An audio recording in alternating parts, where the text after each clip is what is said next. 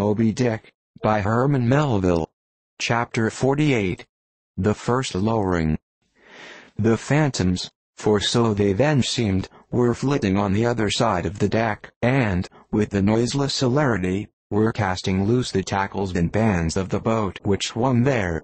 This boat had always been deemed one of the spare boats, though technically called the captain's, on account of its hanging from the starboard quarter. The figure that now stood by its bows was tall and swart, with one white tooth evilly protruding from its steel-like lips. A rumpled Chinese jacket of black cotton funereally invested him, with wide black trowsers of the same dark stuff. But strangely crowning this ebonness was a glistening white plaited turban, the living hair braided and coiled round and round upon his head. Less swart in aspect, the companions of this figure were of that vivid, tiger-yellow complexion peculiar to some of the aboriginal natives of the Manilas, a race notorious for a certain diabolism of subtlety, and by some honest white mariners supposed to be the paid spies and secret confidential agents on the water of the devil, their lord, whose counting-room they supposed to be elsewhere. While yet the wondering ship's company were gazing upon these strangers, Ahab cried out to the white-turbaned old man at their head, "All ready there, Fedallah?" "Ready," was the half-hissed reply. "Lower away then, d'ye hear?" shouting across the deck. "Lower away there, I say." Such was the thunder of his voice, that spite of their amazement the men sprang over the rail, the sheaves whirled round in the blocks. With the wallow, the three boats dropped into the sea, while, with the dexterous, off-handed daring, unknown in any other vocation, the sailors, goat-like, leaped down the rolling ship's side into the toss-boats below. Hardly had they pulled out from under the ship's lee, when a fourth keel, coming from the windward side, pulled round under the stern, and showed the five strangers rowing Ahab, who, standing erect in the stern, loudly hailed Starbuck, Stub, and Flask, to spread themselves widely, so as to cover a large expanse of water. But with all their eyes again riveted upon the swart Fedallah and his crew, the inmates of the other boats obeyed not the command. "Captain Ahab," said Starbuck. "Spread yourselves," cried Ahab. "Give way, all four boats. Thou, Flask, pull out more to the leeward." Aye, sir," cheerily cried little King Post, sweeping round his great steering oar. "Lay back," addressing his crew. There again. There she blows right ahead, boys. Lay back. Never heed yonder yellow boys, Archie." "Oh, I don't mind 'em, sir," said Archie. "I knew it all before now.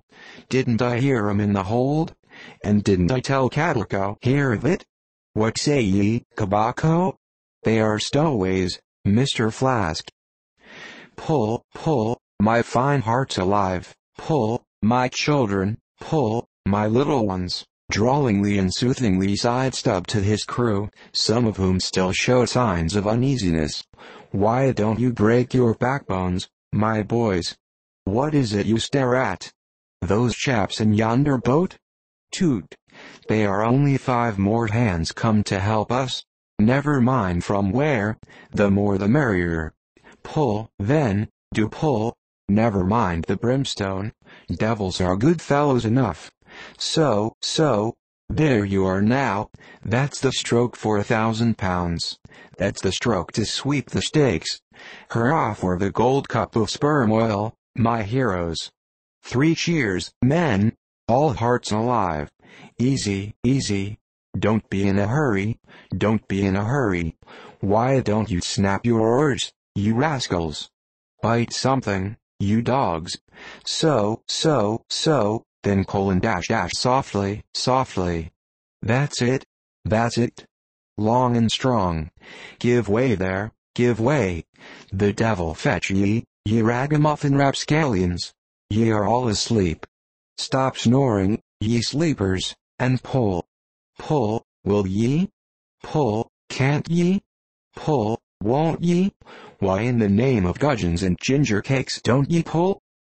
pull and break something. Pull, and start your eyes out. Here. Whipping out the sharp knife from his girdle, every mother's son of ye draw his knife, and pull with the blade between his teeth. That's it. That's it. Now ye do something that looks like it, my steel bits. Start her, my silver spoons. Start her, marling spikes. Stubby's exordium to his crew is given here at large, because he had rather a peculiar way of talking to them in general, and especially in inculcating the religion of rowing. But you must not suppose from this specimen of his sermonizings that he ever flew into downright passions with his congregation. Not at all. And therein consisted his chief peculiarity. He would say the most terrific things to his crew, in a tone so strangely compounded of fun and fury, and the fury seemed so calculated merely as a spice to the fun, that no oarsman could hear such queer invocations without pulling for dear life, and yet pulling for the mere joke of the thing. Besides, he all the time looked so easy and indolent himself, so loungingly managed his steering oar, and so broadly gaped, open-mouthed at times, that the mere sight of such a yawning commander, by sheer force of contrast, acted like a charm upon the crew. Then again, Stubb was one of those odd sort of humorists, whose jollity is sometimes so curiously ambiguous, as to put all inferiors on their guard in the matter of obeying them. In obedience to a sign from Ahab, Starbuck was now pulling obliquely across Stubby's bow, and when for a minute or so the two boats were pretty near to each other, Stubb hailed the mate. "Mr. Starbuck, larboard boat there, ahoy! A word with ye, sir, if ye please." "Halloa!" returned Starbuck, turning round not a single inch as he spoke, still earnestly but whisperingly urging his crew, his face set like a flint from Stubby's. "What think ye of those yellow boys, sir? Smuggled on board, somehow, before the ship sailed. Strong boys," in a whisper to his crew, then speaking out loud again, "a sad business, Mr. Stubb. Seethe her, my lads. But never mind, Mr. Stubb, all for the best. Let all your crew pull strong, come what will. Spring, my men, spring. There's hogsheads of sperm ahead, Mr. Stubb, and that's what ye came for. Pull, my boys. Sperm's the play. This at least is duty and profit hand in hand." I thought as much," soliloquized Stubb, when the boats diverged. "As soon as I clapped eye on 'em, I thought so, and that's what he went into the afterhold for, so often, as Doughboy long suspected. They were hidden down there, the white whales at the bottom of it. Well, so be it. Can't be helped. All right. Give way, men. It ain't the white whale today. Give way." Now the advent of these outlandish strangers at such a critical instant as the lowering of the boats from the deck, this had not unreasonably awakened a sort of superstitious amazement in some of the ship's company, but Archie's fancied discovery having some time previous got abroad among them, though indeed not credited then, this had in some small measure prepared them for the event. It took off the extreme edge of their wonder, and so what with all this and Stubby's confident way of accounting for their appearance, they were for the time freed from superstitious surmisings, though the affair still left abundant room for all manner of wild conjectures as to Dark Ahab's precise agency in the matter from the beginning. For me, I silently recalled the mysterious shadows I had seen creeping on board the Pequod during the dim Nantucket dawn, as well as the enigmatical hintings of the unaccountable Elijah.